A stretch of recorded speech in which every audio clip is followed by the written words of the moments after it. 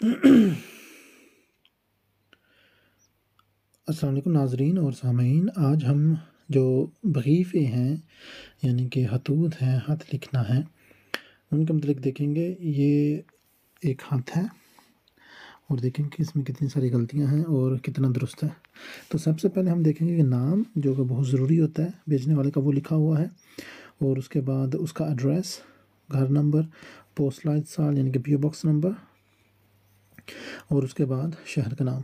उसके बाद आगे जिस इदारे को भेजा जा रहा है या जिस जगह को भेजा जा रहा है उसका नाम, उसका एड्रेस, गली का नाम, घर नंबर या बिल्डिंग नंबर, और पी ओ बॉक्स नंबर, और जगह का नाम, शहर का नाम। और अगर आप बैरून मुल्क से लिख रहे हैं तो मुल्क का नाम भी आखिर में लिखा जाता है। उसके बाद देख सकते हैं कि इधर यहाँ पर शहर का नाम लिखा हुआ है। ये आमतौर पर ऐसे होता है कि शहर का नाम पहले आता है और उसके बाद आता है, क्या कहते हैं, तारीख आती है, यानी कि यहाँ पर तारीख नॉर्मली आती है। ठीक है जी। और उसके बाद बटखैफ आता है यहाँ पर। बटखैफ यानी कि मुद्दा कह लें, हम इधर लिख देते हैं ब्रैकेट में, मुद्दा कह लें या फिर मज़मून कह लें। जो मुद्दा या मज़मून होता है वो यहाँ पर लिखा जाता है। आउस्कुन्फ्टे, ये ई नहीं है बल्कि ये ऊ है। ठीक है, ऊ दो नुक्तों वाला, आउस्कुन्फ्टे über ब्रीफ। उसके बाद पहला हर्फ बड़ा लिखा गया है, ये बहुत ज़रूरी होता है। sehr geehrte Damen und sehr geehrte Damen, Dote Waterman. तो ये एन नहीं लगाना, ठीक है। sehr geehrte Dame, daughter Waterman, उसके बाद है छोटा सा कॉमा, ये भी बिल्कुल दुरुस्त है। इश शाइबे इनन। अच्छा, यहाँ पर जो गलती है वो ये है कि यहाँ पर एस जो है वो बड़ा लिखा गया हुआ है, से छोटा है, हाँ ठीक है। एग जो है वो टेढ़ा मेढ़ा है, ए जो है वो इस लाइन पे आ रहा है, और बे और ए बिल्कुल ठीक है, यानी कि ये तीन ठीक है। एग जो है वो ऊपर है, से नीचे है, और एस जो है ये बड़ा छोटा दरमियान के। तो ये चीज़ लिखते वक्त खतूत ज़हन में होनी चाहिए कि आपने जब भी लिखना है एक ही लाइन में हो सारी चीज़ें, यानी कि ऐसे आपने एस से हा, एया, ए, ई, बे, ए। ठीक है, तो इस तरह से ये सारी चीज़ें एक लाइन में हो ऐसे, और ये ऊपर एक लाइन में हो, और नीचे भी ये आगे ही पहले एक लाइन के ऊपर है। तो इस तरतीब के साथ लेटर लिखते हैं, खत लिखते हैं। इश्क़ाइब ईनन नहीं होगा, इश्क़ाइब ज़ी। ठीक है जी, बड़े एस के साथ इश्क़ाइब ज़ी।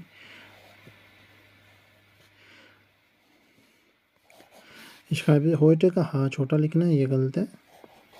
हाँ छोटा लिखना है होइटे का, क्योंकि होइटे जो है वो इसम नहीं है। वाइल इश का ई बड़ा है, ई बड़ा नहीं लिखना, ई छोटा लिखना है, इस तरह से नुक्ते वाला। आई नी गे, अब ये देख सकते हैं कि ये लाइन से नहीं मिला हुआ, ठीक है, तो लाइन से ज़रूर जो है वो मिलाना है। जैसे कि ये ए है, ये बिल्कुल लाइन के ऊपर, इसकी ये जो नीचे की पूंछ है या नीचे का हिस्सा है वो बिल्कुल इस लाइन के ऊपर आए। ठीक है, इस तरह से एन के किंगरे भी और आई के किंगरे भी। इस तरह जो गे है उसका जो जी का या गे का ये जो गोलाई का निचला हिस्सा ये भी लाइन के ऊपर आए। तो इस तरह से ये तमाम एक लाइन में ऐसे देखे जा सकें। तो आइनिगे इस तरह से लिखना है। तो आइनिगे इन्फॉर्मेशन बिल्कुल ठीक है, आई पहला बड़ा लिखा हुआ है, ई बड़ा लिखा हुआ है, बिल्कुल इसी तरह से लिखना है आपने भी।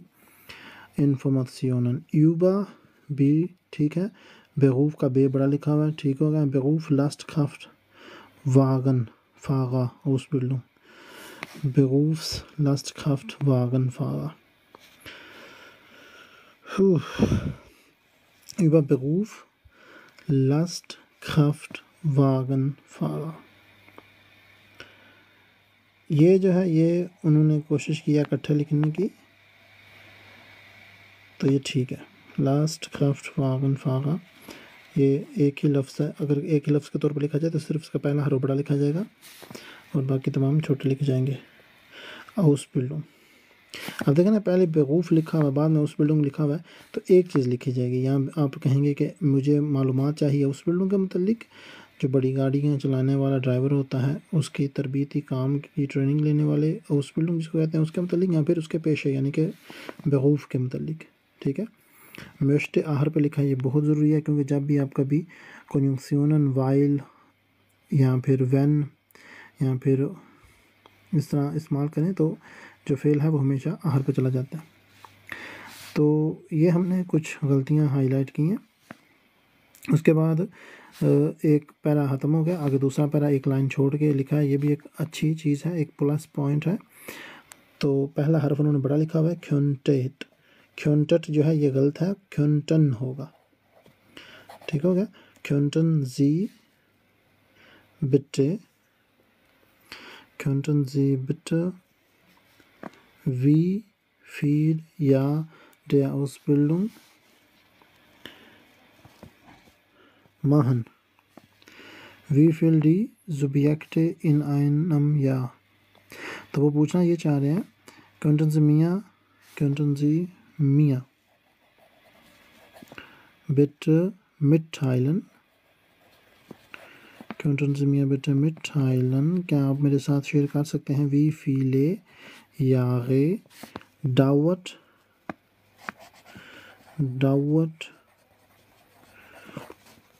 die Ausbildung। ठीक होगा, महान की ज़रूरत नहीं है, वी फीले डी नहीं लिखना यहाँ पर, वी फील ले, ये जो डी का ए है ये इसी फील के आगे आ जाएगा।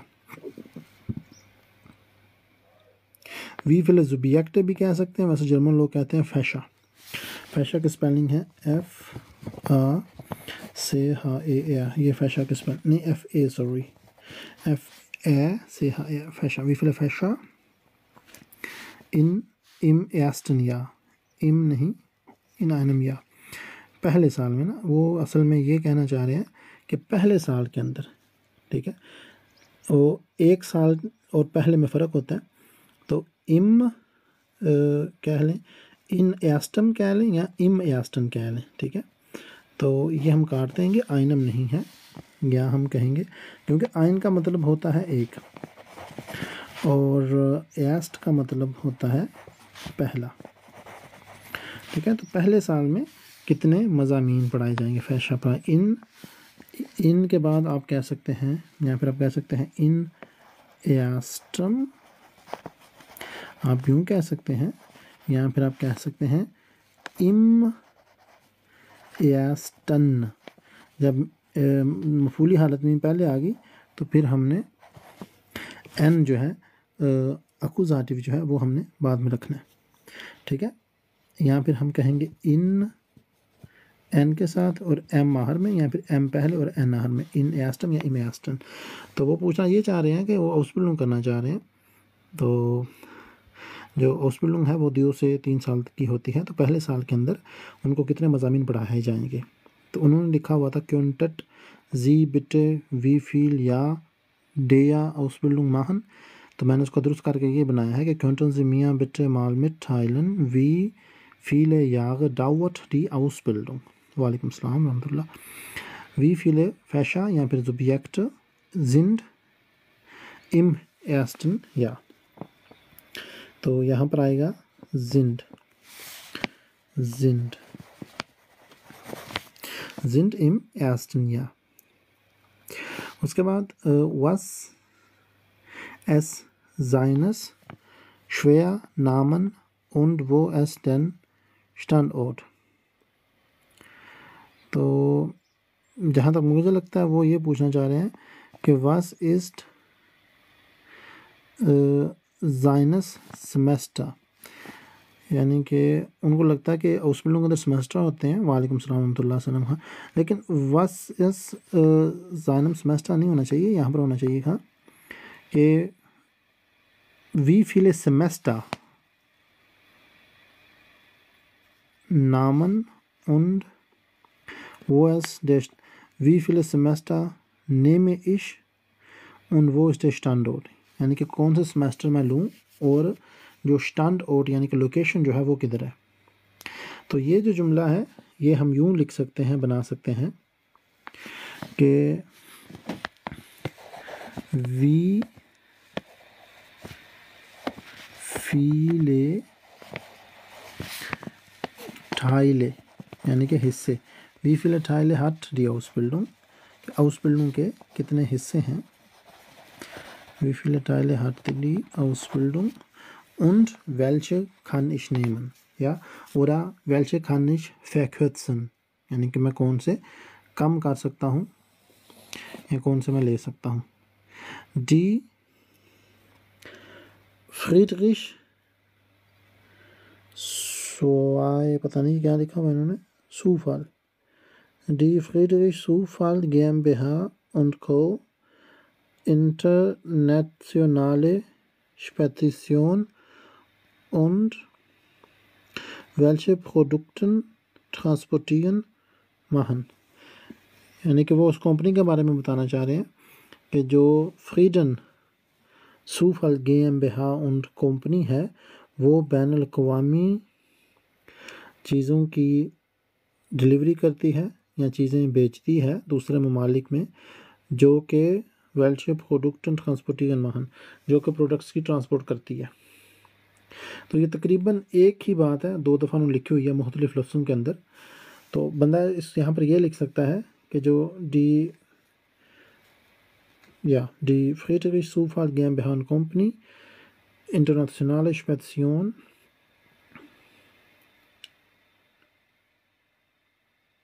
können Sie die Produkte auf international liefern, कि क्या आपकी जो कंपनी है वो बैन अक़वामी सतह पर प्रोडक्ट्स बेच सकती है। ये शायद उन्होंने लिखा हुआ है सवाल, मुझे लगता है। तो अगर तो ये सवाल वाकई बनाना मकसद है तो बंदा लिख सकता है कि क्या कंपनी का नाम लिखकर ऑफ इंटरनेशनल है, ऑफ के बैनुल अक़वामी, ऑफ इंटरनेशनल्स निवो के बैनुल अक़वामी सतह के ऊपर, ऑफ इंटरनेशनल्स निवो लिखना आगे, निवो, ठीक है जी। प्रोडक्ट ट्रांसपोर्टिगन महन नहीं, ट्रांसपोर्टिगन खान, ठीक है। यहाँ फिर ट्रांसपोर्टिएट भी बंदा सीधा लिख सकता है बगैर खान के।